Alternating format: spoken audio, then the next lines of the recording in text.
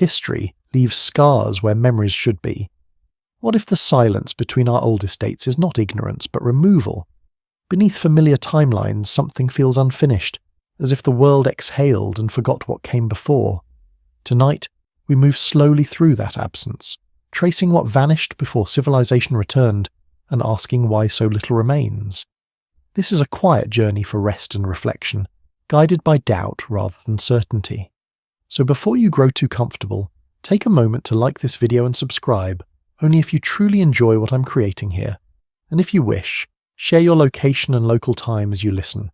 Stay with historic sleep and let the missing pieces breathe. There is a fracture hidden beneath the smooth surface of history, a place where the ground itself seems unwilling to testify.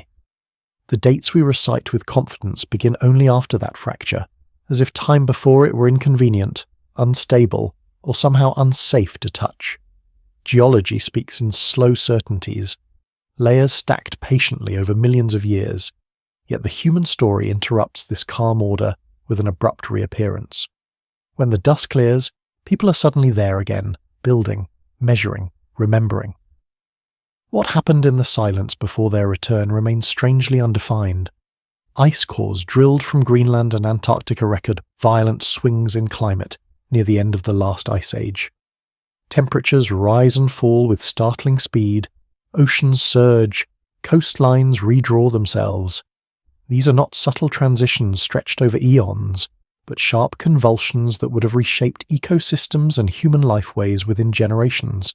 And yet, when historians describe the dawn of civilization, these upheavals are often treated as a distant backdrop rather than as active force that might have erased entire chapters of human experience.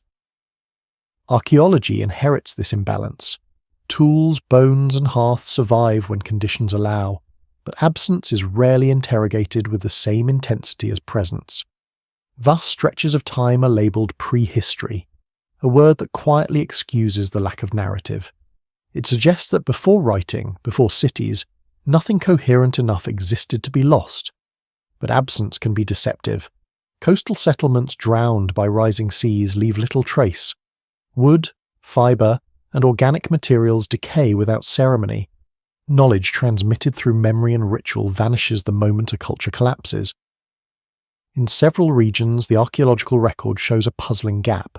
Sites occupied tens of thousands of years ago disappear, only to be replaced much later by communities displaying sudden organizational complexity.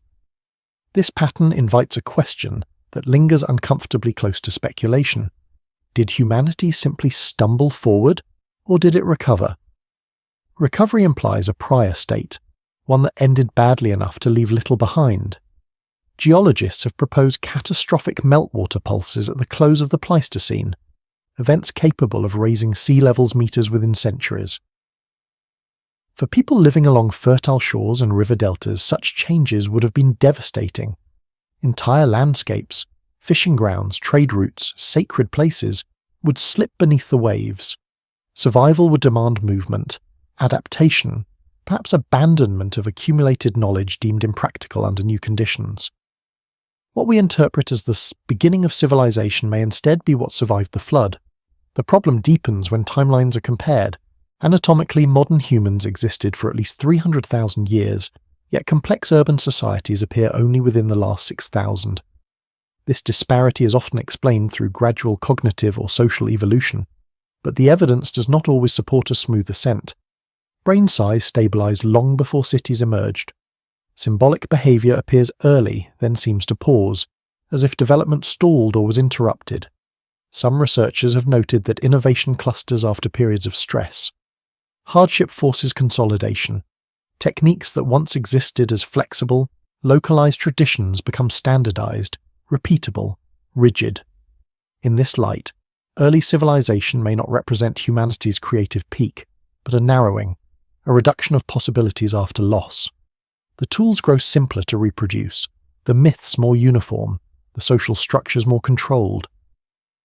Yet the dominant historical narrative resists this framing. Linear progress is comforting. It reassures modern societies that they stand at the apex of a long upward climb. Acknowledging a forgotten collapse would complicate that story, introducing vulnerability and recurrence.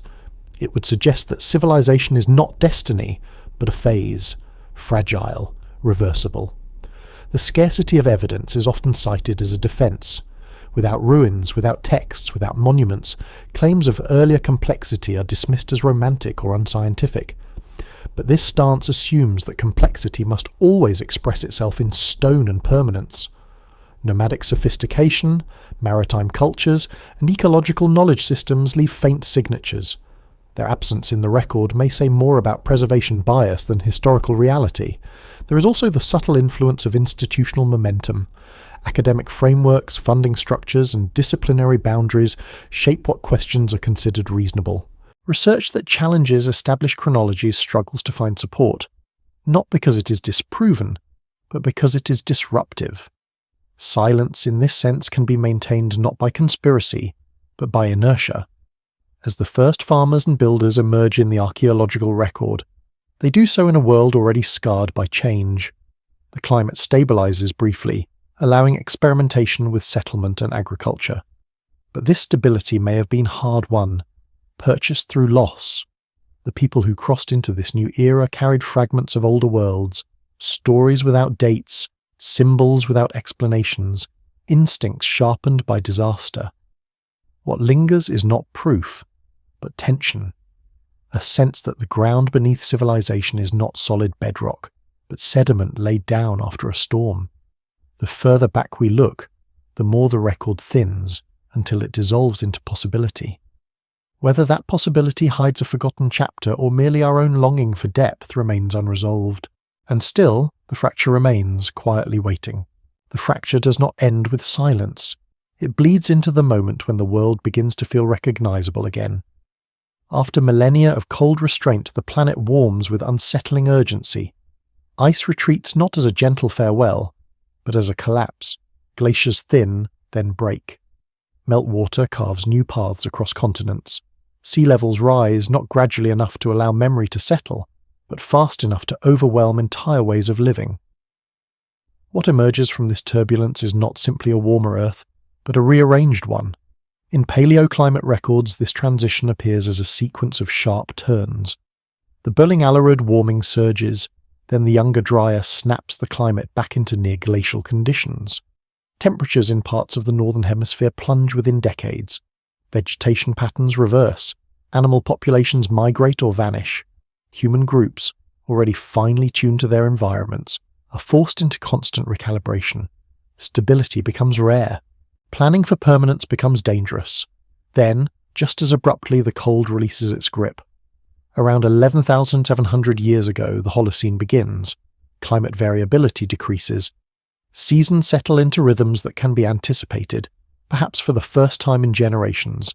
It is here, in this narrow window, that agriculture, permanent settlements, and monumental construction appear almost simultaneously across different regions. The speed of this reorganization is striking. Thousands of years of apparent stasis are followed by centuries of intense structural change. Conventional explanations describe this as an awakening, a collective realization that humans could shape their environments rather than merely endure them. But the pace suggests something else: urgency. The rapid adoption of farming, storage, and territorial boundaries resembles a response to scarcity rather than abundance. Fields are fenced, surplus is guarded, hierarchies solidify. Mobility, once a strength, becomes a liability. Archaeobotanical evidence shows that early domestication was inefficient and labour-intensive. The first crops were not obviously superior to wild alternatives. Skeletal remains reveal declining health, increased disease, and nutritional stress among early agriculturalists. If farming was progress, it was a costly one. The question lingers: why commit so fully to a system that demanded more work for less resilience? One possibility is that alternatives had vanished. As coastlines flooded and megafauna disappeared, diverse subsistence strategies narrowed. Knowledge suited to drowned landscapes or lost species became obsolete. What survived were techniques adaptable to smaller territories and predictable cycles.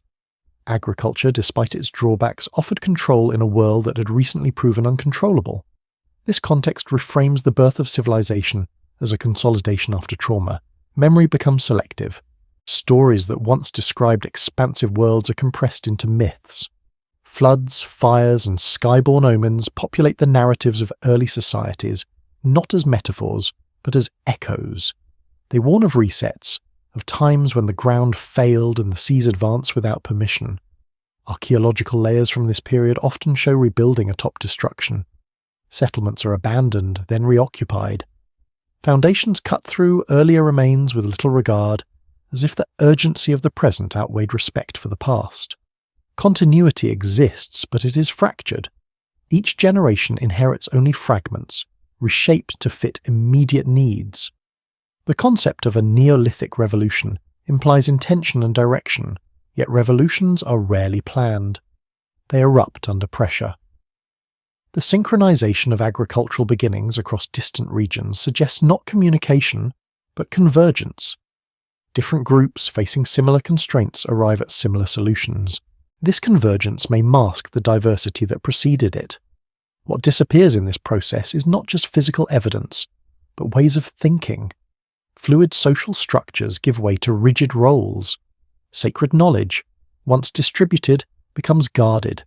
Specialists emerge, mediating between people and forces they no longer fully understand. The memory of adaptation hardens into doctrine. There is a subtle loss embedded here. The world becomes smaller, more controllable, but also more fragile. Systems dependent on stable climate flourish only as long as stability holds.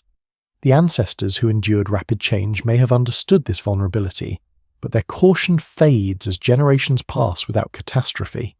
Civilization begins to forget the conditions that birthed it. The return, then, is incomplete. Humanity steps back into a structured existence, but not into the same relationship with the planet it once held. Something has narrowed. The silence before the Holocene is not merely a prelude, it is a boundary. On one side lies a deep adaptive past. On the other, a concentrated experiment in permanence. What remains uncertain is whether this experiment represents ascent or amnesia. The landscape of southeastern Anatolia does not announce its secrets easily.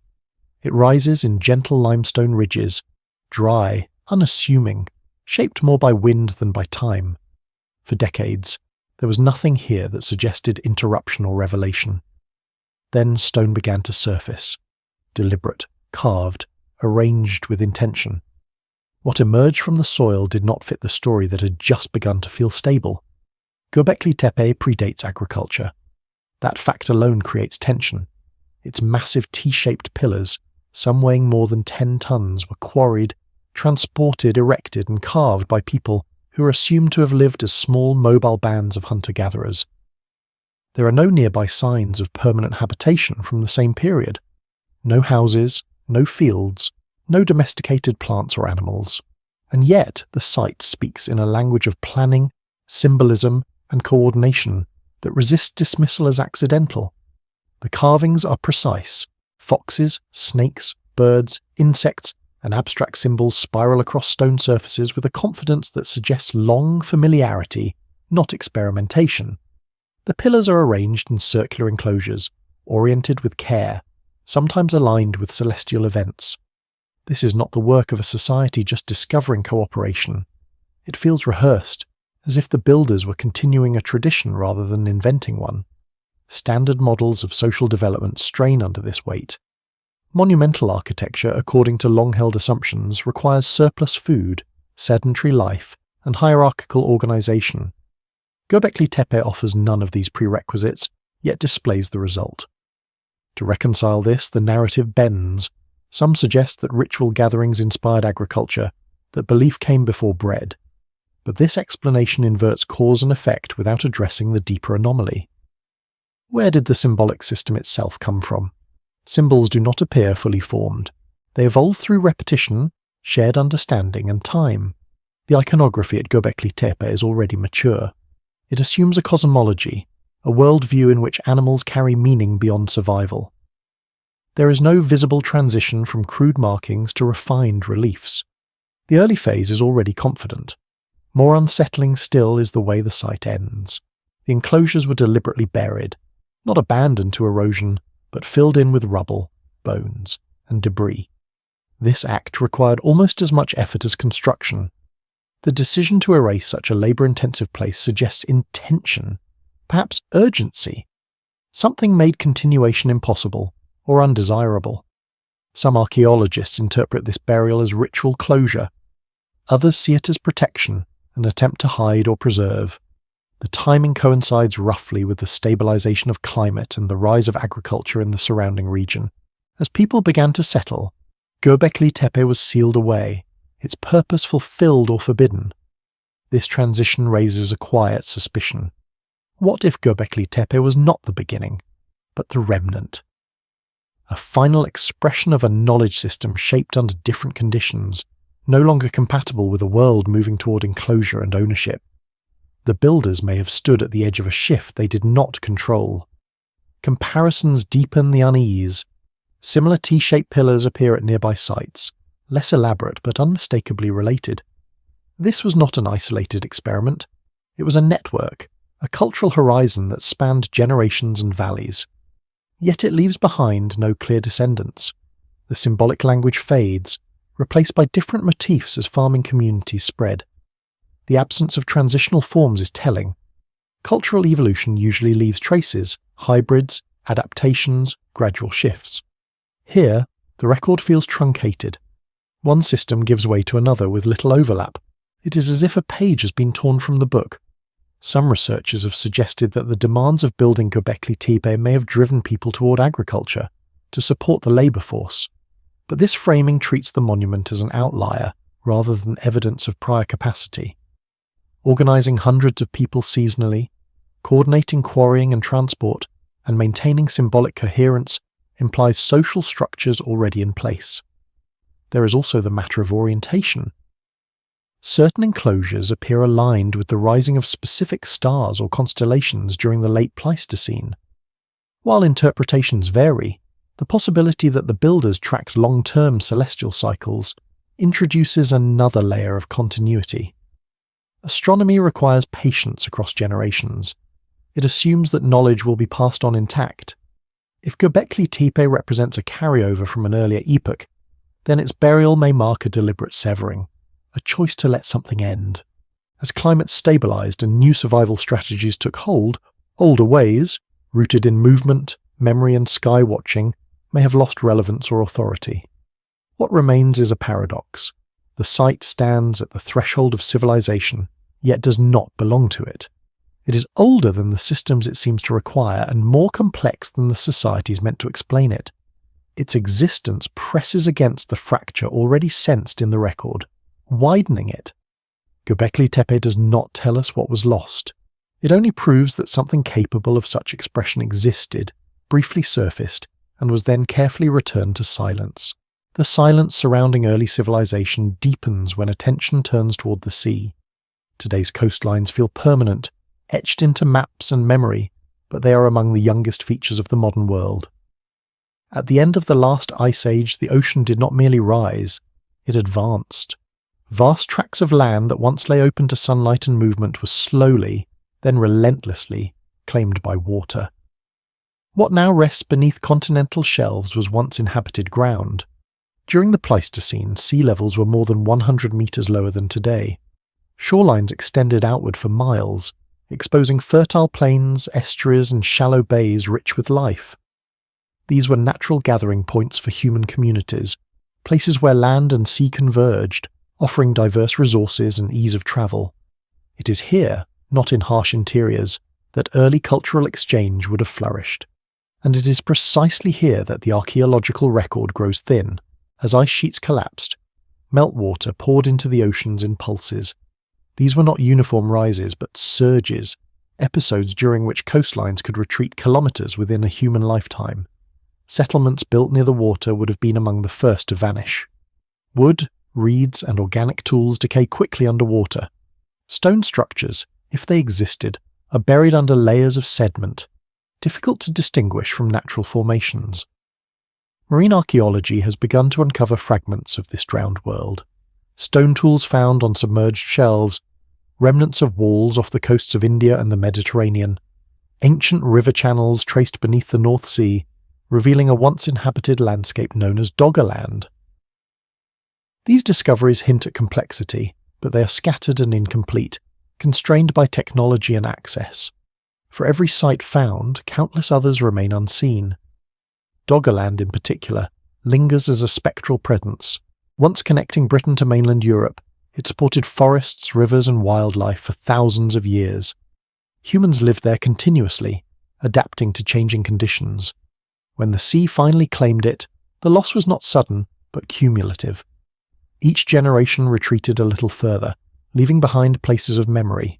Eventually there was nowhere left to go. The submergence of such regions would have fragmented populations. Knowledge tied to specific landscapes, navigation routes, seasonal cycles, sacred sites would lose context. Survivors carried what they could, but much would be left behind, both physically and conceptually. The sea does not preserve stories, it smooths them away. This dynamic complicates the search for origins. If early social complexity developed in coastal zones, then the heart of the story lies underwater. What remains on land may be peripheral, the inland adaptations of people forced away from their traditional centres. Civilization's apparent suddenness could reflect not a beginning, but a relocation. Mythology offers an uneasy parallel. Flood stories appear across cultures separated by oceans and millennia. While often interpreted symbolically, their consistency suggests lived experience. Rising waters that erase worlds. Survivors who carry fragments of knowledge to higher ground. New orders built atop loss. These narratives may encode memories of real events, abstracted and ritualized over time. Scientific caution urges restraint. Flood myths are not evidence. Submerged structures can be misidentified. Yet the convergence of geological data and cultural memory is difficult to ignore. Sea level rise at the end of the Ice Age is not speculative. Its impact on human populations would have been profound. There is also a psychological dimension. Trauma alters what is remembered and what is suppressed. Communities that endure displacement often simplify their histories, focusing on survival rather than preservation of the past. Over generations, the story of where one came from becomes less important than where one is allowed to stay. Modern research frameworks struggle with this fluidity. Excavation favours permanence. Stone and bone endure, wood and water do not. What we call evidence is shaped by what survives, not by what mattered most. Coastal cultures, maritime knowledge, and oral traditions are disproportionately erased. The result is a skewed timeline. Civilization appears inland, agricultural and abrupt, because those are the forms that fossilize well. The quieter, more adaptable modes of living vanish with the tide. The record is not neutral. It is selective, shaped by catastrophe. As exploration technologies improve, the seafloor continues to yield hints, not answers. A wall here, a tool there, each discovery raising more questions than it resolves. The submerged past resists reconstruction, offering only glimpses through disturbed sediment. What lies beneath the waves may never fully surface. The water keeps its own counsel, but its presence presses against the narrative, reminding us that much of human history unfolded in places we rarely look. The erasure is not metaphorical, it is literal, measured in meters of rising sea. And somewhere beneath that shifting boundary, entire chapters remain suspended in darkness. As fields replaced forests and seasons were broken into counted segments, a quieter transformation unfolded alongside the physical labour of farming. Memory itself began to change shape. The past, once carried as lived experience and adaptive knowledge, was reorganized into stories meant to stabilize rather than remember. Agriculture did not merely alter how people fed themselves, it altered how they understood time, authority, and truth. The earliest farming communities faced an immediate paradox. By committing to fixed land, they traded flexibility for predictability. This trade required explanation. Why stay when movement had once ensured survival? Why accept hunger in poor harvest years when foraging had offered variety? The answers did not emerge only through practicality. They were woven into belief. Across early agricultural centres, myths begin to emphasize order imposed upon chaos. Gods separate earth from sky. Tame wild forces establish laws. Humans are no longer partners in a living landscape, but caretakers of divinely sanctioned systems. Agriculture becomes sacred duty, not strategy. This shift reframes necessity as destiny. What is striking is how similar these mythic structures become across distant regions. Floods that erase prior worlds, survivors chosen to restart order, knowledge granted by higher powers after catastrophe. These stories appear in Mesopotamia, the Levant, South Asia, East Asia, and the Americas. Their repetition suggests not coincidence, but convergence around shared experience. Yet myths are not transparent records. They compress timelines, simplify causes, and smooth contradictions. Traumatic events are transformed into moral lessons. Loss becomes punishment or purification. The earlier world is framed as flawed, justifying its erasure. In this way, myth does not preserve memory, it edits it. This editing aligns closely with the needs of agricultural societies. Stability depends on continuity. Questioning the foundations of settlement threatens cohesion. Stories that hint at alternative ways of living, nomadic, maritime, cyclical, become destabilizing. Over time, they are absorbed, diluted, or excluded entirely. Archaeological transitions mirror this narrative narrowing. Earlier symbolic expressions give way to standardized iconography. Ritual spaces become formalized. Access to sacred knowledge becomes restricted, mediated by emerging priestly classes. What was once shared becomes controlled. Memory gains custodians. Writing accelerates this process. When symbols are fixed into text, variation collapses. Oral traditions adapt with each telling, but written records freeze aversion, granting it authority. The earliest texts often present themselves not as human compositions, but as revelations. This framing distances knowledge from lived experience, placing it beyond challenge. It is within these texts that history, as we recognize it, begins. But history here is selective. It starts after the flood, after the founding, after the divine instruction. What came before is either mythologized or dismissed as chaos. The fracture sensed earlier is formalized. Linguistic evidence hints at what is lost. Words tied to environmental features no longer present fade from use. Concepts rooted in movement, seasonal migration, and fluid identity weaken. In their place arise terms for property, debt, inheritance. Language adapts to enclosure. Even the human body reflects the cost. Bioarchaeological studies show declines in health as agriculture spreads. Teeth carry the marks of carbohydrate-heavy diets. Bones show repetitive stress from labor. Disease spreads more easily in dense settlements. These changes suggest that the new way of life was endured as much as embraced. Why then did it persist? One answer lies in momentum. Once established, agricultural systems support larger populations, which in turn depend on those systems. Retreat becomes difficult. Alternatives shrink. The memory of other ways of living becomes abstract, then mythical, then implausible. In this environment, standardized myth serves as reinforcement. It assures people that the present order is not contingent but ordained. Suffering is reframed as test or sacrifice. Collapse, when it comes, is treated as moral failure rather than structural vulnerability. This pattern repeats across civilizations. Each believes itself unique, advanced, final. Each inherits myths already stripped of earlier context. When failure occurs, survivors rebuild using the same narrowed templates, unaware that they are reenacting an old cycle. What remains most elusive is intention. There is no evidence of a coordinated effort to erase the past. The erasure happens through selection, through preference, through survival, under constraint. Memory that does not serve immediate needs fades. Knowledge that cannot be applied within fixed systems is abandoned. Yet the persistence of flood myths, of lost ages, of teachers who arrive after catastrophe suggests resistance. Something of the earlier world refuses to disappear entirely. It lingers in story, distorted but persistent, like a signal passing through damaged transmission. These fragments are not enough to reconstruct what was lost. They are enough only to suggest that loss occurred. Civilization's foundation rests not on a clean beginning, but on a forgetting shaped into virtue. As agriculture tightens its hold, the question shifts. It is no longer simply what came before, but what was willingly surrendered to make the new order possible.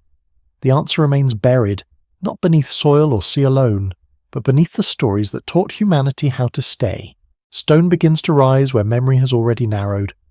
Across landscapes newly settled and bounded, enormous blocks are lifted, shaped, and arranged with a care that exceeds immediate survival. These stones do not shelter, nor do they feed. They stand, endure, and repeat forms across continents. Megalithic architecture appears almost as a response to forgetting, a way of anchoring something intangible into permanence.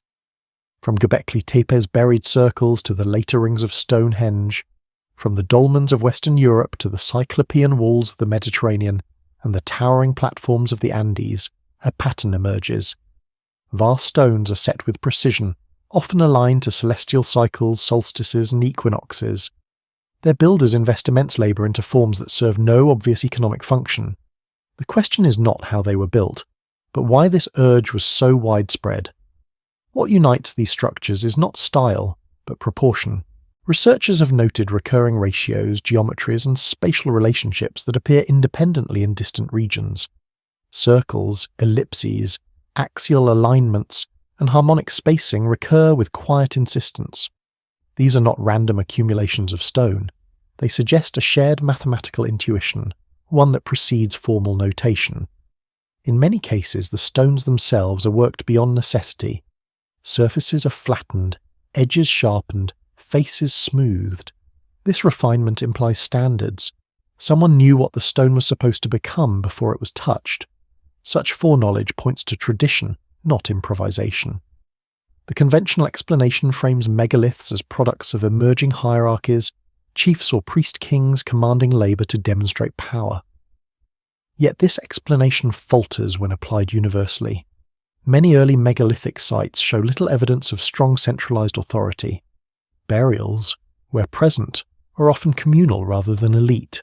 The labour appears collective, coordinated but not coerced in the way later monumental projects would be. Another interpretation places ritual at the centre, stones as markers of sacred space, boundaries between worlds. This is plausible, but incomplete. Ritual explains meaning, not method. The precision with which these structures track astronomical events suggests sustained observation over long periods.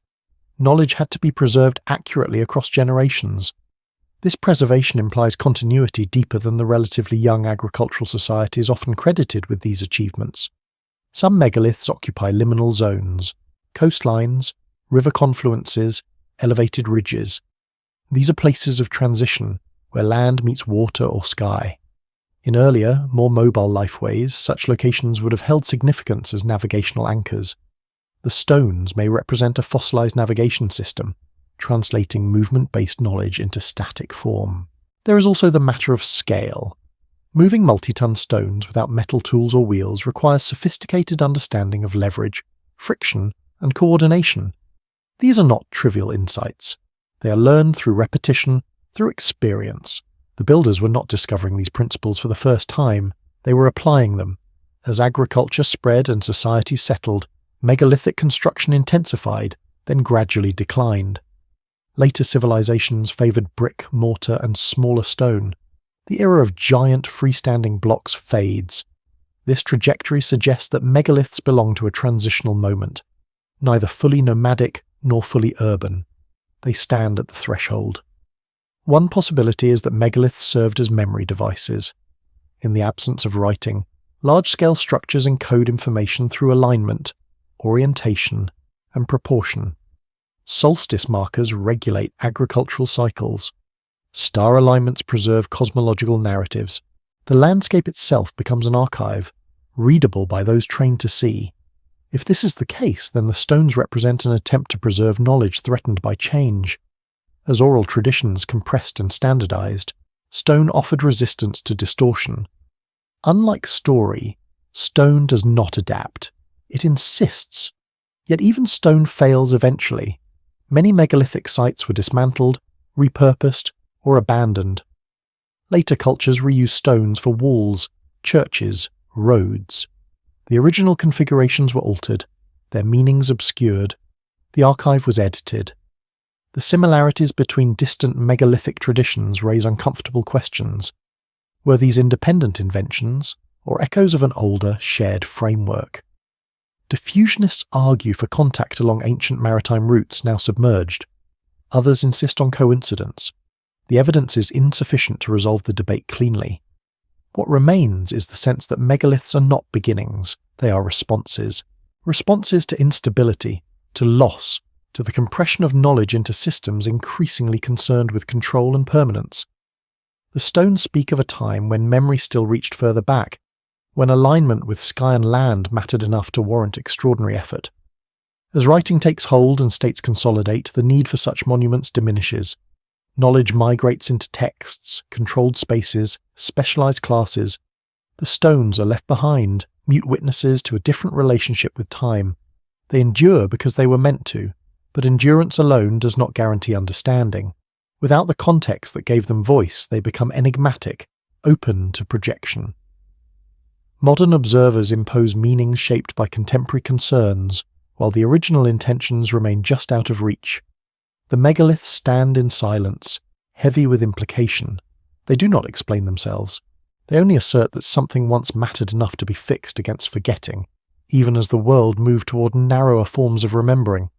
What that something was, and why it required such weight to hold it in place, remains unresolved, pressed into stone and left for a future that no longer remembers how to read it. As stone settled into fixed positions across the land, attention turned upward. The sky, once a guide for movement and season, became something to be measured, predicted, and remembered with exactness.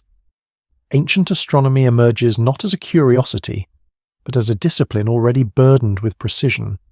The stars are not merely observed, they are tracked, anticipated, and encoded into architecture with a patience that spans generations. Across early sites, alignments recur with unsettling accuracy. Stone circles mark solstices to within fractions of a degree. Temples face heliacal risings of specific stars. Pyramidal structures mirror celestial order through proportion and orientation. These are not symbolic gestures alone. They require long-term observation, careful record-keeping, and a stable transmission of knowledge. The sky does not yield its cycles easily. It demands attention across decades. What complicates the narrative is timing. Many of these astronomical achievements appear very early in the archaeological record, sometimes preceding writing, metallurgy, or complex state structures. The builders could predict eclipses, track precessional shifts, and align monuments to events that occur once a year or once in a lifetime. This level of accuracy suggests inherited frameworks rather than sudden insight. Precession, in particular, poses a problem. The slow wobble of Earth's axis unfolds over roughly 26,000 years. Detecting it requires comparing star positions across many centuries. Some ancient structures appear to encode awareness of this cycle, either through successive rebuildings or symbolic mythic sequences tied to changing ages. While interpretations remain debated, the possibility alone implies a timescale of observation that stretches beyond conventional expectations. Such knowledge is difficult to generate in short-lived, unstable societies. It thrives in cultures that value continuity, that see themselves as custodians rather than originators. This custodial role hints at memory extending backward, preserved through ritual, monument, and story. Astronomy becomes a vessel for time itself. The stars also offer something else: orientation in a world that has shifted. After environmental upheaval, when coastlines redraw, and familiar landmarks vanish, the sky remains constant. Its patterns provide reassurance. They offer a map that cannot be flooded or buried. Fixing this map into stone may reflect a desire to anchor humanity after dislocation. Many ancient myths reflect this orientation. Gods are identified with constellations. Heroes ascend into the sky. Cosmic order is mirrored in earthly rule. These associations are not decorative. They legitimize authority by aligning it with something eternal. Kings rule as the stars move. Calendars enforce agricultural rhythm by celestial decree. Yet the precision often exceeds practical necessity. Farming requires seasonal markers, not complex stellar catalogues. The surplus of accuracy suggests additional purpose. Perhaps astronomy served as a mnemonic system, encoding historical memory into celestial narrative. Events on Earth reflected as dramas in the sky, replayed night after night. Some researchers have noted that catastrophic events, comets, meteor storms, abrupt climate shifts, may also be encoded in ancient sky lore. Unusual celestial phenomena leave strong impressions, especially when correlated with disaster. The sky becomes both archive and warning. As societies grew more hierarchical, astronomical knowledge became restricted. What was once communal observation transformed into specialized priesthood. Access to the sky's meaning narrowed. Knowledge that once guided movement and survival became a tool of regulation. Time itself was controlled, measured, and distributed. This shift mirrors earlier patterns. As agriculture narrowed subsistence, astronomy narrowed memory. What had once been adaptive knowledge became institutional knowledge. The sky was no longer a shared reference, but a source of authority. The architectural record reflects this consolidation. Early alignments are open, accessible, embedded in landscape. Later observatories are enclosed, elevated, separated from daily life. Observation becomes abstraction. The stars remain, but their interpretation is mediated. Despite this, traces of older systems persist. Irregular alignments that do not fit later calendars. Symbols whose meanings are debated but recur across cultures. Myths that describe ages of the world tied to stellar cycles, then abruptly reset. These fragments resist full assimilation. Modern astronomy often treats ancient observations with skepticism, assuming error or coincidence where precision is found. Yet repeated confirmation challenges dismissal. The builders were not guessing. They were recording something important to them, something worth preserving against loss. What they preserved may not have been purely scientific. Astronomy in the ancient world was inseparable from cosmology, ethics, and memory. The sky told people who they were, where they stood in time, and what cycles governed existence. Losing that knowledge would mean losing orientation itself. As writing expands and abstract mathematics develops, astronomy evolves again. It becomes predictive, detached, increasingly technical. The sky is no longer a shared story, but a domain of specialists. The earlier synthesis fractures. Still, the stones remain aligned. Long after their builders are gone, they continue to mark moments that no longer command collective attention. Solstices pass quietly. Stars rise unnoticed. The monuments wait, doing exactly what they were built to do. They do not explain why such care was taken, or what urgency drove such accuracy.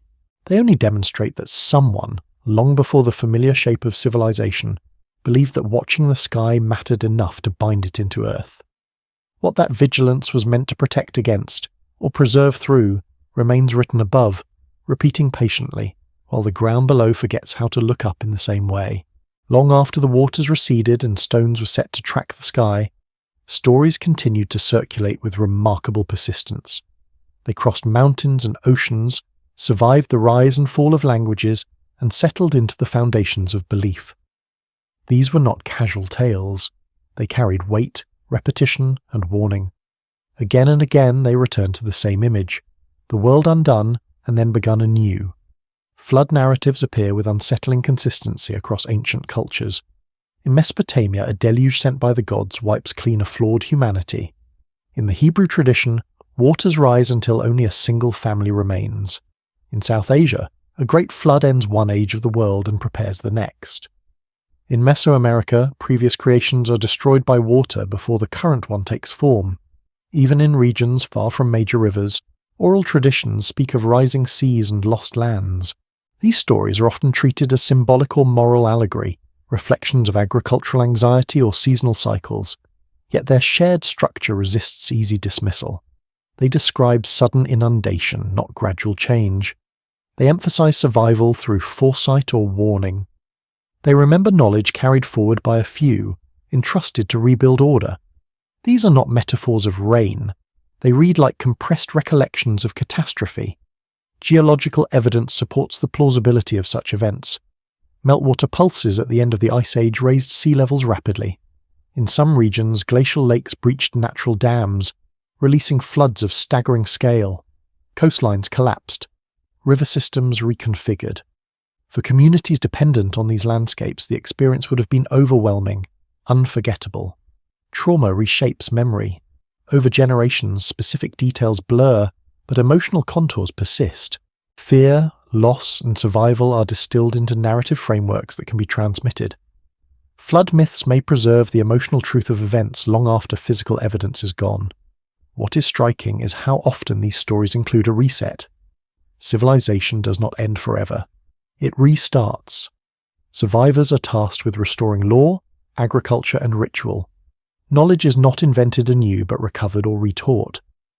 This suggests an awareness that something existed before, something worth continuing, even if its full shape is no longer remembered. In some traditions, the previous world is described as advanced but flawed. In others, it is morally ambiguous, destroyed not by chance but by imbalance. These moralizations may serve to explain why loss occurred, offering coherence where randomness would be unbearable. Catastrophe becomes lesson. As societies stabilized, these stories were codified, written, and institutionalized. In the process, they were sanitized. The raw unpredictability of disaster was reframed as divine will. Human vulnerability was replaced with cosmic justice. This shift made the stories safe to repeat within ordered societies. Yet traces of unease remain. Many flood myths warn that destruction can return. Cycles are emphasized. Ages end. Worlds renew. The implication is not comfort, but vigilance. Stability is temporary. Some scholars argue that these myths also encode astronomical knowledge. Floods coincide with shifts in celestial ages or unusual sky events. The sky and the sea are linked through narrative, suggesting that ancient observers saw catastrophe as part of a larger cosmic rhythm. Others note that flood myths often cluster in regions known to have experienced rapid sea level rise or glacial outbursts. This geographic correlation strengthens the case for lived experience behind the stories. Memory, though distorted, remains anchored to place. The persistence of these narratives raises a quiet question. Why did agricultural societies invested in permanence and control continue to repeat stories that undermined certainty? Why preserve the idea that the world can be erased? One answer may lie in cultural inheritance. These stories were not created by settled societies alone.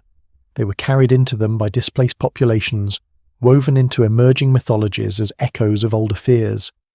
Over time, they became foundational, too deep to remove without unraveling everything built on top. There is also the possibility that these stories functioned as warnings, not predictions but reminders of fragility. In a world newly stabilized, they cautioned against complacency. They hinted that the calm was not guaranteed.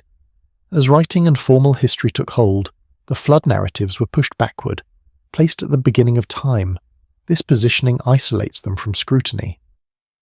By situating catastrophe at the dawn of history, societies avoid confronting its recurrence, yet the myths refuse to stay contained.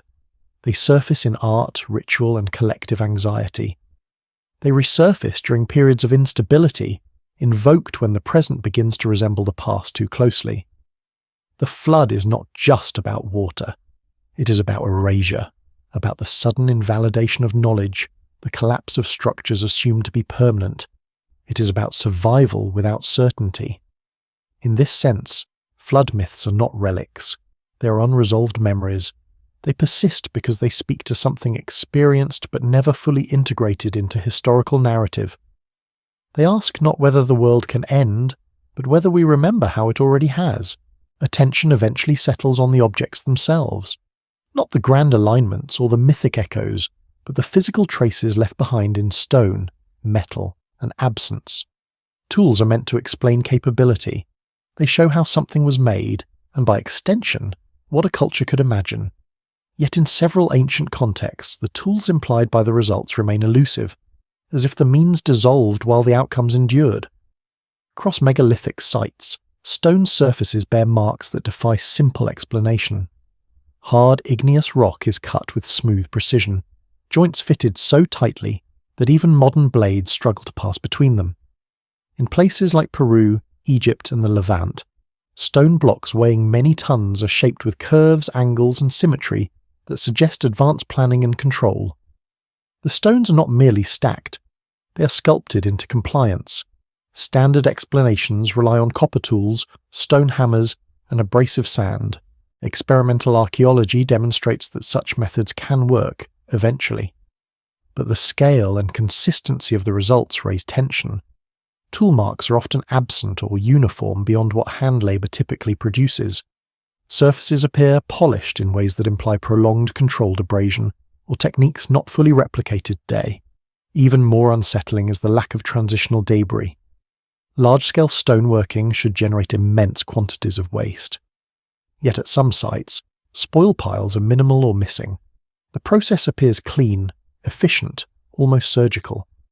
This efficiency suggests either methods not preserved or organisational systems capable of managing labour and materials with remarkable discipline. Metalworking introduces further complexity. Early civilizations demonstrate sudden mastery of metallurgy, with little evidence of gradual experimentation. Bronze appears with standardized alloy ratios. Casting techniques emerge fully formed.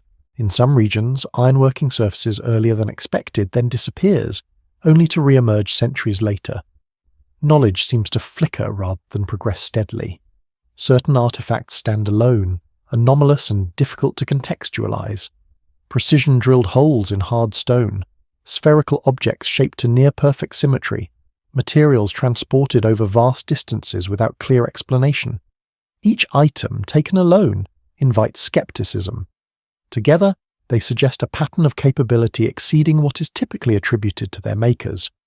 The absence of tools is as telling as the presence of artifacts. Organic materials degrade. Wood, leather and fibre vanish quickly. If advanced techniques relied on composite tools or perishable components, their traces would be minimal. What survives is stone, stripped of its context.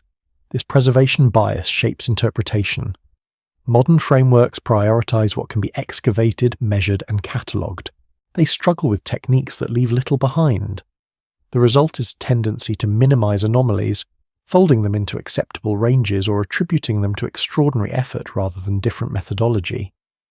There is also the possibility of lost materials, substances that do not fossilize well, early experiments with chemistry, heat treatment, or mineral composites that left no durable signature. Knowledge tied to such materials would vanish quickly after disruption, leaving behind results without instructions. Craftsmanship itself offers clues. Many ancient objects show an aesthetic restraint, a precision applied where it is not visible or necessary. Internal joints are as exact as external faces. Hidden surfaces are finished with care. This suggests values beyond display or dominance. It implies adherence to standards, perhaps ritualized, perhaps practical, but deeply ingrained. As societies grow more hierarchical, craftsmanship changes. Speed replaces subtlety. Visibility replaces precision. Monumental projects emphasize scale over fit. The earlier obsession with perfection fades. This shift may reflect changing priorities or the loss of specialized knowledge once held by small groups. Texts from later periods occasionally allude to forgotten arts. Myths speak of divine tools, weapons forged by gods, skills no longer possessed by humans. These references are often dismissed as fantasy, yet they may encode memory of techniques that became inaccessible. When knowledge is lost, it often returns as legend. The institutionalization of knowledge accelerates this process. As crafts become regulated, standardized, and taught through apprenticeship, deviation becomes rare. Innovation slows. Techniques optimized for stability replace those suited for flexibility. What cannot be taught easily is abandoned. Archaeological chronologies struggle to account for these discontinuities. The narrative prefers gradual improvement. Sudden appearances and disappearances are smoothed over. Anomalies are treated as outliers rather than signals. Yet the material record resists complete assimilation. The stones remain, precisely shaped. The metals retain their composition. The absence of tools persists. These facts do not demand extraordinary explanations. They demand patience with uncertainty. What seems to emerge is a picture of intermittent capability. Periods of concentrated skill followed by loss. Knowledge that is situational rather than cumulative. This pattern aligns with a world shaped by disruption, where continuity is fragile. In such a world, techniques optimized for specific conditions may not survive change. When environments shift, when populations move, when priorities reorder, specialized knowledge evaporates. What remains are the results, stranded in time. Modern observers inherit these remnants without the context that made them intelligible. The temptation is to project backward, to assume simplicity where evidence suggests sophistication. This projection reassures, preserving the linear story. But the artifacts do not cooperate. They sit uneasily within accepted frameworks, neither impossible nor fully explained. They hint at hands guided by knowledge no longer accessible, working within systems that left little behind. These objects do not announce a lost civilization in the dramatic sense. They suggest something quieter, a capacity that arose, adapted, and then faded, leaving behind only its most durable expressions. The erasure here is not total, it is selective. The means are gone, the outcomes remain. Between them lies a gap, shaped not by mystery alone, but by the ordinary mechanics of loss. What survives invites attention, not conclusion. Stone remembers what hands forget. As the tangible record thins and the tools of earlier ages vanish, attention settles on something even more delicate than stone or metal. It turns toward memory itself, toward the ways humans once carried knowledge before it could be fixed, catalogued, or enforced. Long before history was written, it was spoken, sung, enacted, and remembered through bodies moving in rhythm with land and season. For most of human existence, memory was not stored externally. It lived in people. Survival depended on accuracy, knowing when rivers would swell, where animals migrated, which stars mark the return of cold. These were not casual stories told for entertainment. They were disciplined systems of recall, reinforced through repetition, ritual correction, and social consequence. Forgetting was dangerous.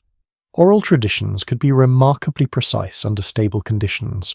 Anthropological studies of long-standing oral cultures show that complex genealogies, navigation routes, and ecological knowledge can be preserved across centuries when transmission remains uninterrupted. Memory in these contexts functions less like narrative and more like code. Meaning is layered, compressed, and efficient. But such systems are fragile. They require continuity of community, environment, and purpose. When disruption occurs, through climate upheaval, displacement, or population collapse, the chain fractures. Elders die without passing everything on. Landscapes change, stripping stories of their reference points. Knowledge that once guided action loses relevance and begins to drift. This drift is subtle. Practical instruction transforms into allegory. What was once a navigational cue becomes a mythic journey. What described seasonal danger becomes a monster. The story survives, but its function changes. Over generations, meaning softens into symbolism. As settled societies grow, this transformation accelerates. Agriculture demands regularity, predictability, and authority. Oral memory, adaptable and fluid, becomes difficult to manage at scale. Writing offers a solution. It fixes meaning, standardizes instruction, and removes dependence on individual carriers. Knowledge becomes transferable without relationship. Yet writing is selective. Early texts focus on ownership, lineage, ritual obligation, and law. They preserve what supports administration and hierarchy. Knowledge tied to movement, adaptation, and cyclical uncertainty resist this format. It is poorly suited to lists and decrees. As a result, it is sidelined. The earliest written traditions already look backward with distance. They speak of ancient times when gods taught humans directly, when lifespans were longer, when wisdom was closer to its source. These references are not framed as beginnings but as remnants. Writing appears after loss, not before it. Before, with text comes custody. Priesthoods and scribal classes emerge as mediators of memory. They decide which versions endure. Contradictions are resolved, not by exploration, but by exclusion. Divergent traditions are merged or erased. Memory becomes centralized. This process stabilizes societies, but it also narrows them. What cannot be reconciled with the present order is labeled false, heretical, or primitive. The past is reshaped to legitimize the now. Forgetting becomes institutional. Outside official records, memory persists in quieter forms. Folk songs, seasonal festivals, taboos, and superstitions carry fragments of older frameworks. They survive precisely because they are marginal, passed along without scrutiny. These practices often appear irrational to later observers, yet they may encode degraded survival knowledge stripped of context. Language itself reveals the erosion. Words outlive the environments that gave them meaning. Terms once precise become vague. Metaphors detach from their origins. People continue to speak in echoes, unaware of what is being referenced. Memory fades without disappearing. Each major disruption compounds the loss. Collapse does not wipe everything clean, but it filters. Survivors rebuild with what aligns to new conditions. Knowledge optimized for previous realities is discarded, not because it was incorrect, but because it no longer applies. Over time, this filtering creates the illusion of advancement. What remains appears refined, streamlined, superior. But refinement can be mistaken for progress. Complexity that cannot survive instability is pruned away. What endures is what can be transmitted quickly, enforced reliably, and justified authoritatively. The cost is depth. Civilizations inherit this compressed memory and mistake it for completeness. Each believes itself to be standing near the beginning, ignorant of how much has already been lost. The past appears shallow not because it was simple, but because so little survived transmission. Modern historical methods reinforce this distortion. Written records and durable architecture are privileged. Oral knowledge, ephemeral by nature, is treated as secondary or speculative. Silence is interpreted as absence rather than erasure. Yet the persistence of myths about lost ages, forgotten wisdom, and recurring resets suggests discomfort with this thin past. These motifs recur too often across too many cultures to be dismissed entirely. They hint at a collective intuition of loss, carried forward without details. Memory does not vanish cleanly. It fragments. It reappears distorted, out of place, resistant to integration. The more rigid a system becomes, the more these fragments stand out as anomalies. In this light, the question is no longer whether something was forgotten, but how forgetting became necessary. Stability demanded simplification. Authority demanded clarity. Continuity demanded sacrifice. What was surrendered was not a single technology or civilization, but a way of holding knowledge that required flexibility, patience, and trust across generations. Once broken, it could not be fully restored. What remains is a past shaped as much by what was lost as by what was kept. Civilization rises on layers of compressed memory, each layer thinner than the one before, until only outlines remain. Those outlines still exert pressure. They surface as unease, as myth, as the sense that history begins too late. They remind us that forgetting is not passive. It is a process, repeated until the absence feels natural. And somewhere within that absence, the deeper memory waits, not to be recovered intact, but to be acknowledged as part of what shaped the world that followed. As society stabilized and memory narrowed, another transformation unfolded quietly, almost invisibly. Knowledge, once distributed across experience and tradition, began to consolidate into institutions. What had survived catastrophe and adaptation now passed through filters of authority. The past was no longer something inherited collectively. It became something managed. Early states required coordination on a scale previously unnecessary. Fields had to be measured, labor organized, tribute collected, time standardized. To accomplish this, calendars were fixed, rituals formalized, and records maintained. Those who controlled these systems gained influence not only over resources, but over meaning itself. To define when the year began was to define reality. Priestly classes emerged not simply as spiritual figures, but as custodians of specialized knowledge. Astronomy, once practiced in open landscapes, moved behind temple walls. Writing, initially an administrative tool, expanded into theology, genealogy, and law. What was written acquired authority by default. What remained unwritten began to recede. This shift altered how truth functioned.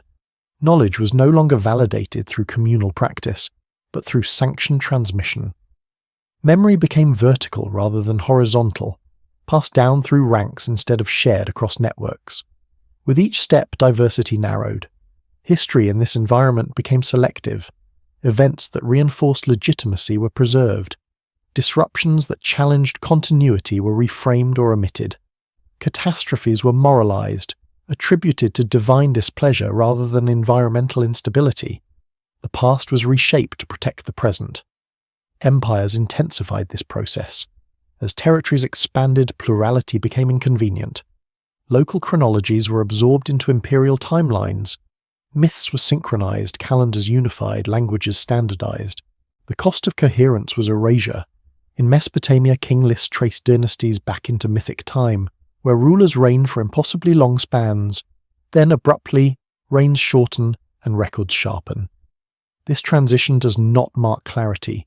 It marks a boundary beyond which memory is no longer accessible. What came before survives only as symbol. Egypt presents a similar pattern. Time is cyclical in theology, yet historical continuity is emphasized above all else. Disorder exists only to be overcome. Prior ages dissolve into cosmology, stripped of detail. The possibility of collapse is acknowledged but contained. Elsewhere, the pattern repeats with variation. In Mesoamerican traditions, worlds are created and destroyed in succession. Each reset erases what came before, preserving structure without memory. The lesson is not remembrance, but inevitability. These frameworks serve stability. If earlier worlds failed, their failure justifies replacement. There is no need to examine what was lost, only why it deserved to end. The narrative insulates the present from scrutiny. Institutional memory is not malicious. It is efficient. Scribes copy texts that align with doctrine. Teachers transmit approved versions. Ritual reinforces emotional attachment to sanctioned stories. Over generations, alternative accounts fade from relevance, then from awareness. The physical landscape reflects this filtering. Older monuments are dismantled, repurposed, or incorporated into new structures. Sacred sites are redefined. The past is literally built over. Its presence remains, but its voice is silenced. Occasionally, fragments resist absorption. Mystical traditions emphasize direct experience over doctrine.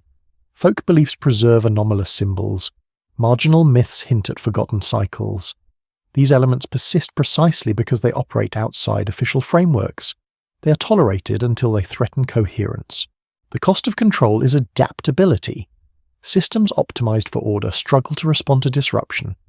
When conditions change rapidly, centralized knowledge proves brittle.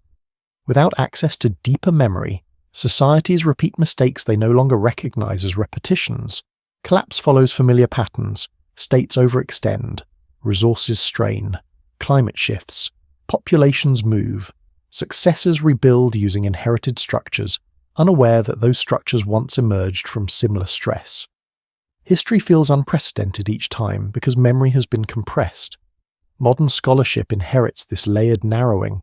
Academic disciplines descend from institutional traditions designed to categorize and stabilize knowledge. Questions that challenge foundational timelines encounter resistance, not always through refutation, but through framing. Gaps become accepted. Anomalies become peripheral. The silence before recorded history is treated as natural, a prelude rather than a wound. The fracture sensed earlier is normalized. The possibility that something coherent was lost is acknowledged only abstractly, if at all. Yet unease persists. Myths of forbidden knowledge, lost ages, and great forgetting recur even within rigid systems. They surface during moments of instability, when the present begins to resemble the past too closely. They remind societies that order is contingent. The tighter history is controlled, the more pressure accumulates beneath it. What is excluded does not disappear. It waits, embedded in symbols, rituals, and unresolved questions, ready to re-emerge when certainty falters. The question that lingers is not whether institutions rewrote history, but whether rewriting was inevitable once continuity was replaced by control. In choosing stability, societies accepted a thinner past, and in thinning it, they may have lost the ability to recognize the patterns unfolding beneath their own foundations, repeating quietly, exactly as before. When control over memory becomes normalized, time itself begins to behave strangely. Chronologies stretch where evidence is thin and compress where certainty would be inconvenient. The past no longer unfolds as an open field of inquiry, but as a curated sequence, arranged to feel continuous and inevitable. What does not fit is not always removed. Sometimes it is simply placed out of reach. Historical timelines are constructed from fragments. Inscriptions, king lists, stratigraphic layers, radiocarbon dates, each provides a partial anchor, but these anchors are interpreted through assumptions about continuity. Gaps are bridged by inference. Overlaps are smoothed.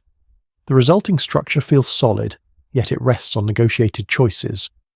In several ancient regions, those choices reveal tension. In the Near East, king lists move seamlessly from mythic rulers to historical ones, as if no qualitative shift occurred. Reigns lasting tens of thousands of years collapse suddenly into human-scale lifespans. The transition is presented without explanation. The silence is treated as stylistic rather than evidentiary. Egyptian chronology poses similar challenges. Monumental architecture appears early, already refined. Writing emerges fully functional. Artistic conventions stabilize rapidly and persist with little variation. When disruption occurs, during intermediate periods, it is framed as temporary disorder rather than systemic collapse. Time bends to preserve continuity. Elsewhere, entire centuries appear compressed or missing. Archaeological layers thin unexpectedly. Material cultures shift without gradual transition. In some cases, later constructions rest directly atop much older remains, bypassing intermediate phases. The absence is acknowledged but rarely emphasized. These discontinuities invite interpretation. Some scholars attribute them to erosion, incomplete excavation, or sampling bias. Others suggest population decline or migration. These explanations may be valid, but they are rarely pursued to their logical conclusions. The implications of large-scale loss are uncomfortable. Chronology also depends on calibration. Radiocarbon dating, while powerful, requires adjustment based on atmospheric variation. Calibration curves are refined continually, altering dates by centuries in some cases. These revisions are technical, but their narrative impact is significant. The past shifts quietly beneath accepted stories. Linguistic chronologies introduce further uncertainty. Language families diverge and evolve, but rates of change vary widely depending on social conditions. Attempts to date linguistic splits often rely on assumptions of gradualism. Rapid collapse or reorganization complicates these models, producing timelines that appear smoother than reality. In some traditions, time itself is cyclical rather than linear. Ages rise and fall, worlds renew. These frameworks are often dismissed as symbolic, yet they may reflect lived experience of disruption repeated often enough to shape perception. Linear chronology may be the anomaly. The idea of missing centuries emerges periodically in historical debate. These are not claims of fabrication, but observations that material evidence does not always align with textual timelines. In certain regions, the density of remains fluctuates sharply without clear cause. Population estimates rise and fall more abruptly than models predict. When such anomalies are raised, they are often isolated within specialized discussions. The broader narrative remains intact. The cost of integration is too high. To accept widespread temporal discontinuity would require rethinking not only dates, but causes. Institutional history favors coherence. Educational systems depend on stable timelines. Cultural identity anchors itself in antiquity. To question the depth or continuity of civilization is to unsettle foundations. As a result, revision occurs incrementally, rarely structurally. Yet the evidence continues to resist full alignment. Sudden appearances of complexity, abrupt disappearances of technique, regions that seem empty, then populated again without clear transition. These patterns echo earlier themes of reset and recovery. It is possible that the timelines are broadly correct, and that these gaps reflect ordinary processes exaggerated by preservation bias. But it is also possible that compression hides episodes of collapse that were never fully recorded. The difference matters. If civilization has reset multiple times, even partially, then linear progression becomes misleading. What appears as origin may be reassembly. What appears as innovation may be rediscovery. Chronology becomes less a line and more a series of overlapping waves. The challenge is not lack of data, but interpretation.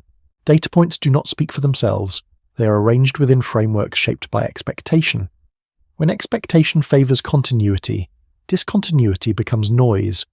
Modern science prides itself on revision, yet it operates within paradigms that resist certain questions.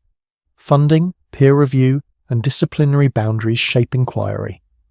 Radical reinterpretations struggle not because they lack evidence, but because they disrupt too many connected assumptions at once. Time, in this context, is not neutral. It is organized to support a story about progress, accumulation, and ascent. Missing time threatens that story. It suggests fragility rather than inevitability. The deeper one looks, the more time appears uneven, dense with activity, then abruptly thin, full of voices, then silent. These shifts are not random. They align with environmental stress, population movement, and institutional change.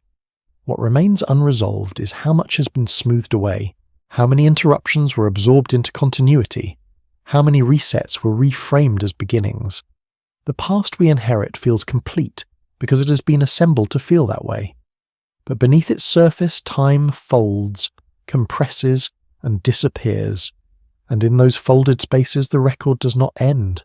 It waits, unresolved, reminding us that history is not only what is dated and named, but also what no longer fits the sequence we have learned to trust. When anomalies accumulate without resolution, attention turns not to the past but to the present systems tasked with interpreting it. Science, like any human endeavor, operates within frameworks. These frameworks guide inquiry, but they also define its limits. What falls outside them is not immediately rejected. It is often sidelined, awaiting a context that may never arrive. Paradigms provide coherence. They allow researchers to build upon shared assumptions, to communicate efficiently, to test hypotheses within agreed boundaries. Without paradigms, inquiry fragments. Yet paradigms also protect themselves.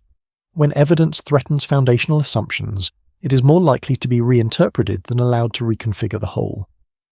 In the study of the early civilization, the prevailing paradigm favors linear development. Small bands become villages, villages become cities, cities become states. Complexity accumulates, technology advances. This narrative is elegant, teachable, and broadly supported by many lines of evidence. But elegance can become constraint. Anomalies challenge this structure.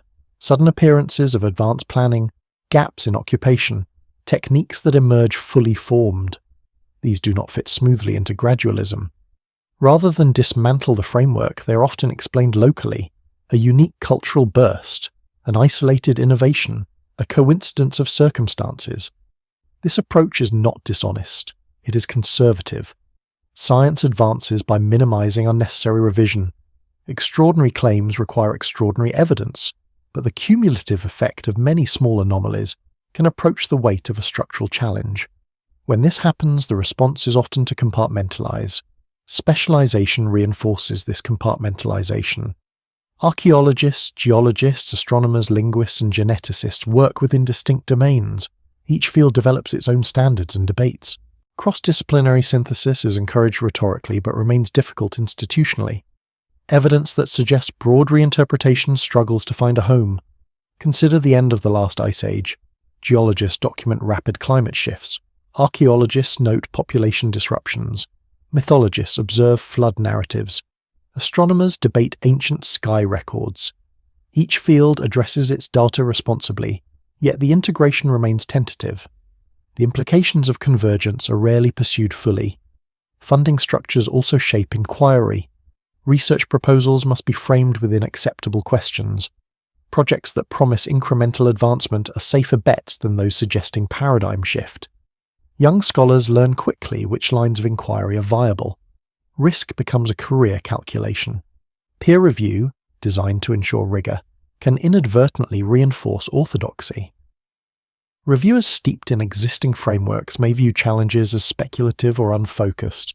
Novel interpretations face higher scrutiny, not always because they lack merit, but because they threaten coherence. The public perception of science adds another layer. Simplified narratives are easier to communicate. Complexity and uncertainty undermine authority. Admitting that timelines may be incomplete, or that progress is cyclical, can be misinterpreted as weakness. As a result, nuance is often confined to academic circles, while broader narratives remain stable. This stability creates feedback. Textbooks shape expectations. Expectations guide research questions. Research that aligns with expectation is more easily published and cited. Over time, the framework hardens. None of this implies deliberate suppression. Paradigm protection is largely unconscious. It emerges from the human desire for order, predictability, and meaning. Science is not immune to these impulses. Yet history offers examples of paradigm shift. Continental drift was once dismissed. The idea that meteor impacts could cause mass extinction was resisted. In each case, evidence accumulated until reinterpretation became unavoidable.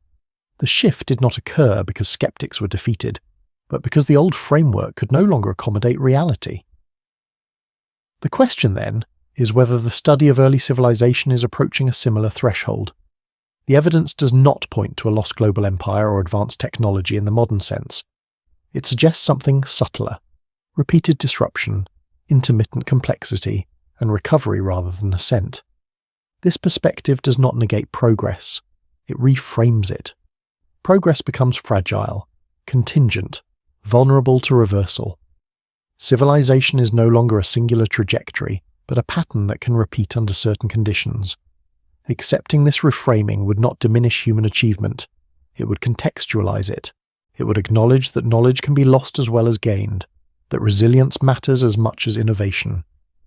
Resistance to this idea persists because it unsettles identity. Modern societies define themselves as heirs to a long upward climb. To accept cycles of forgetting is to accept vulnerability. It suggests that collapse is not aberration but feature. Scientific caution is warranted. Many claims about lost civilizations drift into speculation. Distinguishing between responsible reinterpretation and unfounded narrative is essential. But caution should not harden into dismissal. The anomalies remain. They persist across regions and disciplines. They do not align neatly, but they rhyme. Ignoring their resonance may preserve comfort, but it delays understanding. As data grows, through improved dating, remote sensing, underwater archaeology, and genetic analysis, the pressure on existing frameworks increases. Integration becomes unavoidable. The question is not whether paradigms will shift, but how much strain they can absorb before doing so. In this moment, uncertainty is not failure.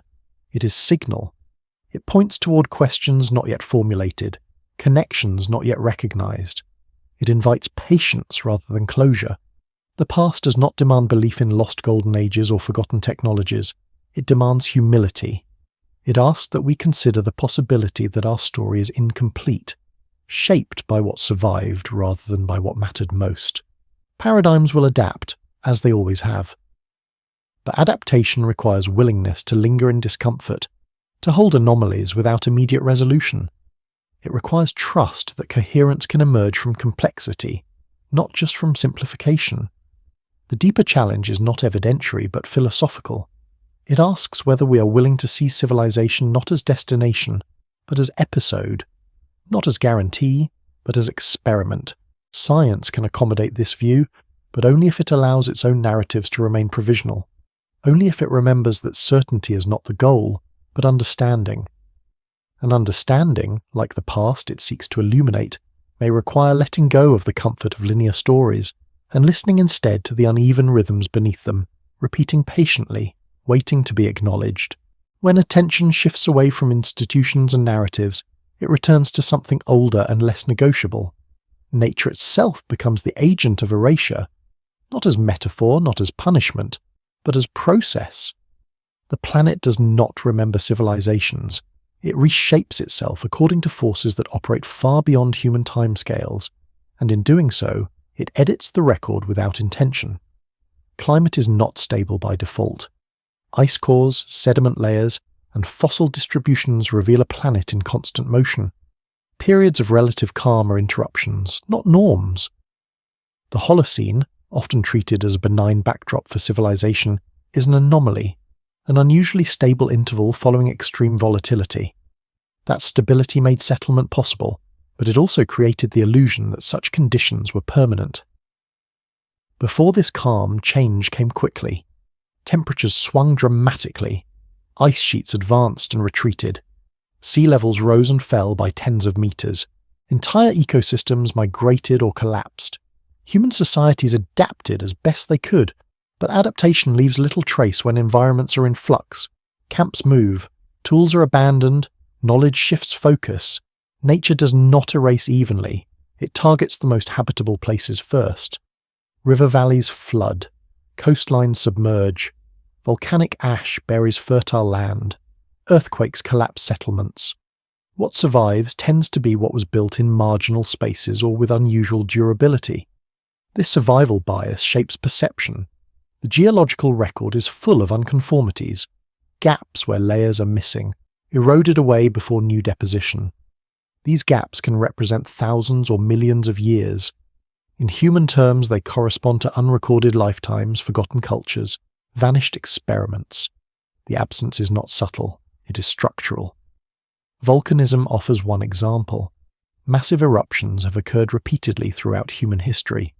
Ash clouds alter climate, crops fail, populations migrate, settlements are abandoned abruptly. The archaeological signature is often a thin layer of ash, followed by silence. What happened to the people in between rarely survives. Flooding operates similarly. Rivers change course, sediment buries occupation layers meters deep. In some regions, ancient cities lie beneath modern ones, stacked like memories compressed by weight. Excavation reveals glimpses, but never the whole. Desertification erases differently. As climates dry, vegetation disappears, soils degrade, and mobility becomes necessary. Settlements are dismantled or left behind. Wind scours surfaces clean. Organic remains vanish. What persists is stone, stripped of context. Even forests erase. Roots disturb layers. Acidic soils dissolve bone. Dense growth hides structures from detection. Time does not preserve, it recycles. These processes do not care about human significance. A site sacred to one generation becomes sediment for the next. Over thousands of years, most traces dissolve into background noise. What remains is not representative. It is accidental. This reality complicates any attempt to reconstruct deep history. Absence does not imply simplicity. It implies vulnerability. Cultures optimized for adaptation rather than permanence leave few fossils. Their success ensures their invisibility. Nature also erases through scale. Events large enough to reshape continents leave little room for detail. After a flood, survivors remember the water, not the structures it destroyed. After a cold snap, they remember hunger, not the social systems that failed. Memory simplifies in proportion to trauma. Over time, these simplifications harden into myth. Geological events become gods. Climate cycles become ages. What cannot be preserved physically is preserved symbolically, compressed until only its emotional outline remains. Modern societies, insulated by technology, underestimate this erasure. Infrastructure resists weather. Records are duplicated digitally. It feels as though memory has outpaced nature. Yet the underlying forces remain unchanged.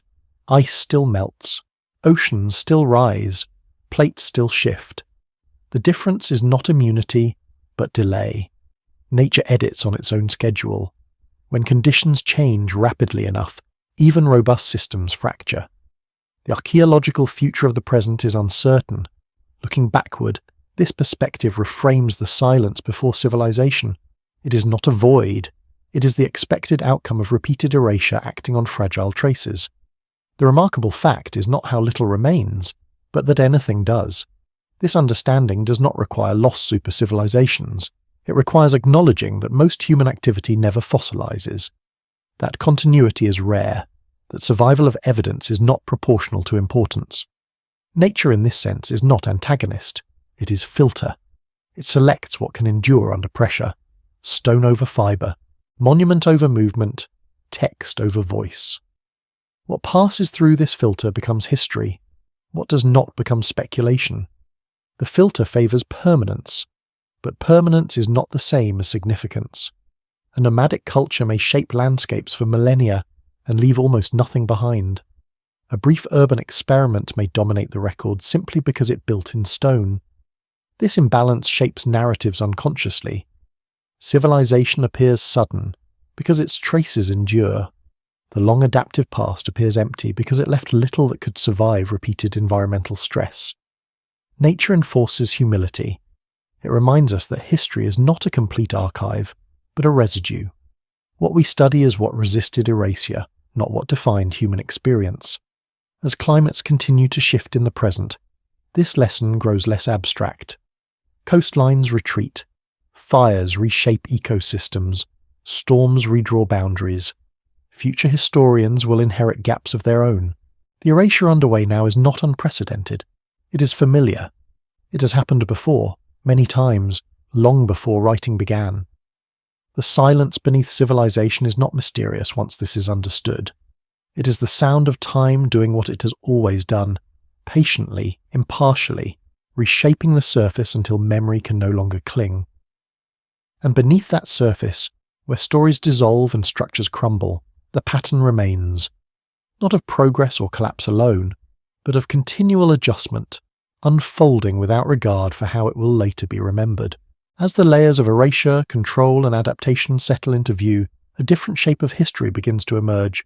It is not linear. It does not rise steadily from ignorance to enlightenment.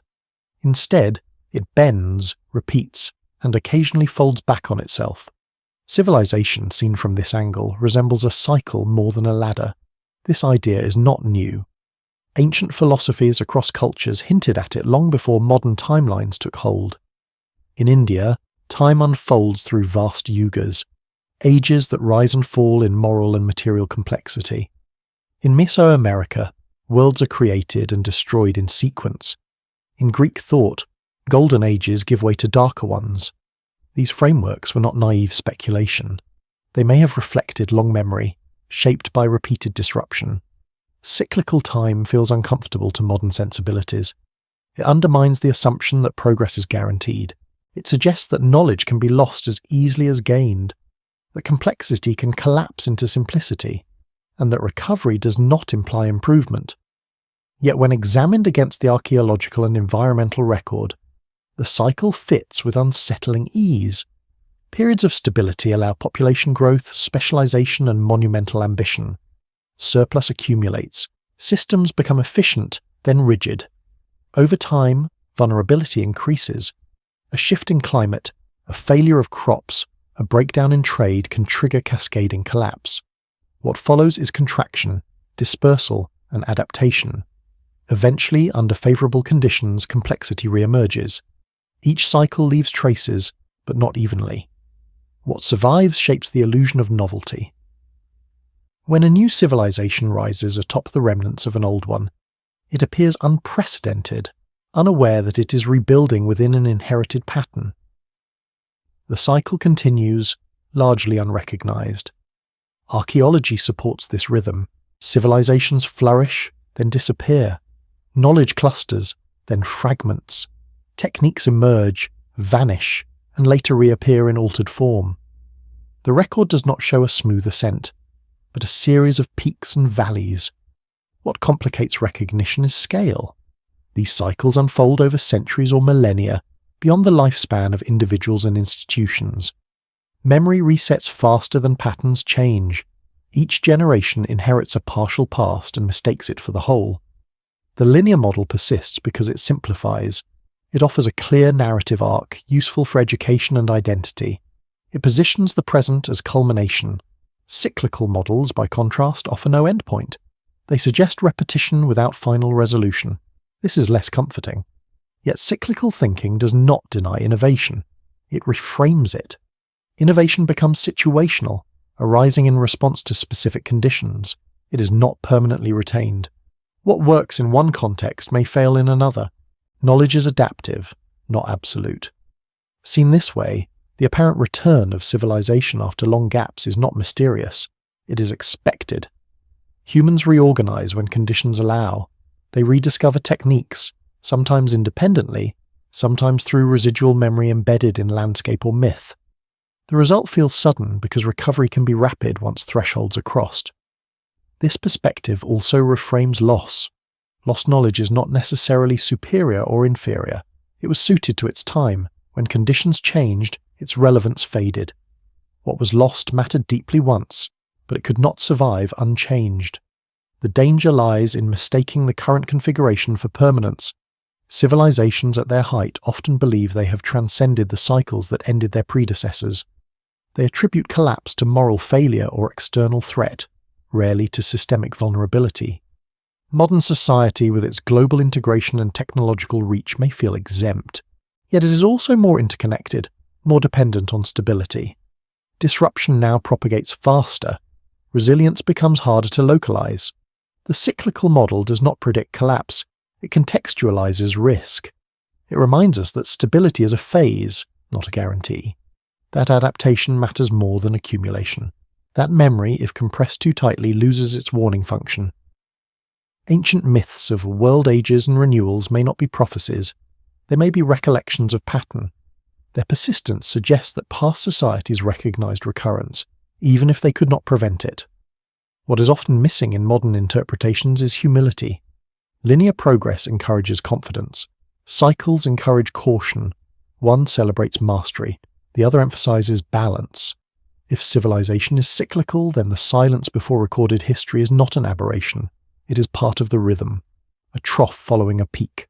A clearing after growth. What follows is not return to origin, but reconfiguration. This does not diminish human creativity.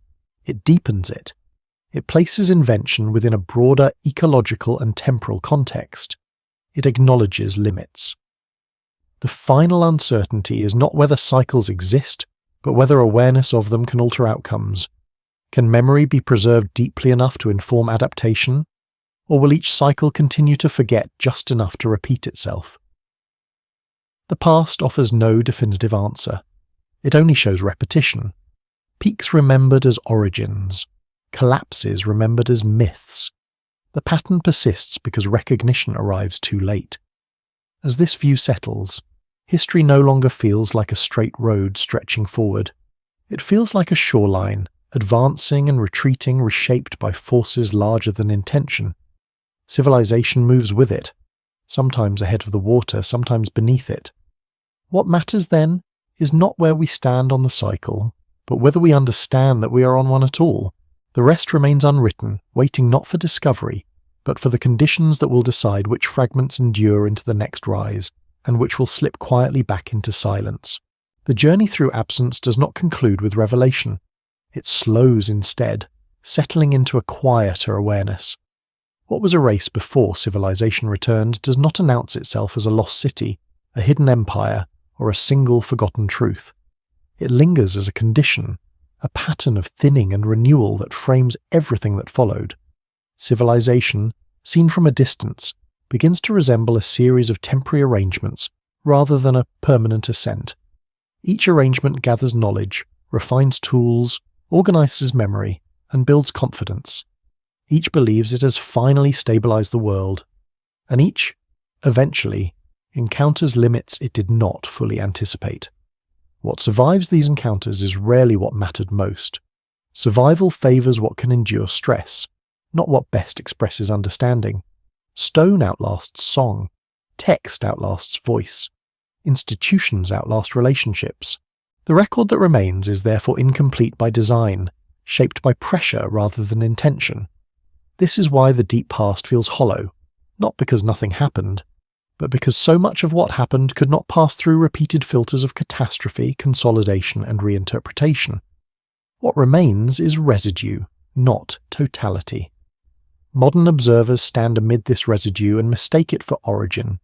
The first cities appear, and we call them beginnings. The first texts survive, and we call them foundations. The silence before them is labelled ignorance. Yet silence can also be aftermath. There is a difference between not knowing and no longer being able to know. The latter leaves a distinct trace, repetition without memory. Techniques reappear without lineage. Myths echo events without context.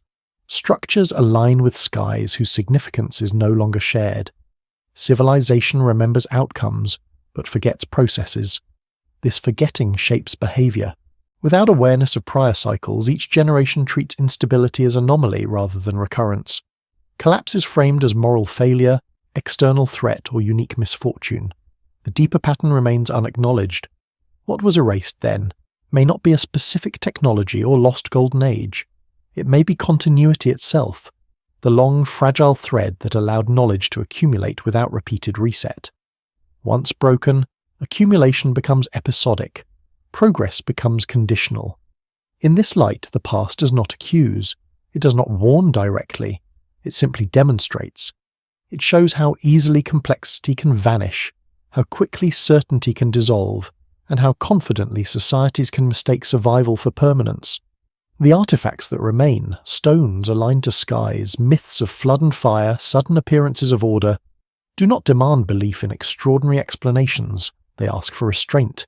They ask that conclusions remain provisional, that absence be treated with respect rather than dismissal. There is a temptation, when faced with erasure, to fill the gap with spectacle, to imagine advanced civilizations swept away by catastrophe, leaving secrets behind. Such stories satisfy longing, but they may obscure something more difficult to accept, that loss does not require grandeur. It requires only time, disruption, and forgetting. The quieter truth is less dramatic and more unsettling. Civilization may rise often and fall often without leaving clear markers of continuity between attempts. Each rise feels like a beginning because memory has thinned just enough to make it so. This perspective does not diminish human ingenuity. It places it within a living system that is larger, older, and indifferent to legacy. Ingenuity persists, but it is not cumulative by default. It must be carried carefully, across conditions that are rarely stable for long. The future record of the present will face the same constraints. What endures will not reflect what mattered most, only what survived longest. Those who come later will inherit fragments and construct stories around them, confident in their coherence, unaware of what failed to pass through. In this way, the past and future mirror each other. Both are shaped by selective survival. Both are vulnerable to overconfidence. What remains, after tracing these layers, is not an answer, but an orientation. A way of holding history lightly, aware of its gaps. A willingness to see civilization not as culmination, but as moment. The erasure before civilization returned is not closed. It is ongoing. It unfolds whenever memory is compressed for convenience, whenever continuity is sacrificed for control, whenever stability is mistaken for permanence. The stones will continue to stand. The myths will continue to echo. The gaps will remain, resisting full explanation, and beneath it all the pattern will persist, indifferent to whether it is named or not. In the end, the past does not ask to be solved. It asks to be approached with patience, humility, and restraint. It asks that certainty slow down, and that silence be allowed to mean more than emptiness. What was erased before civilization returned is not waiting to be recovered intact. It is present as absence, shaping the contours of what followed. It moves quietly beneath timelines and monuments, reminding those who listen closely that history is not only what survived, but also what could not. And as the world continues to change, reshaping coastlines, climates, and memory once again, that absence remains, steady and unresolved, like a shadow cast not by darkness but by the weight of time itself.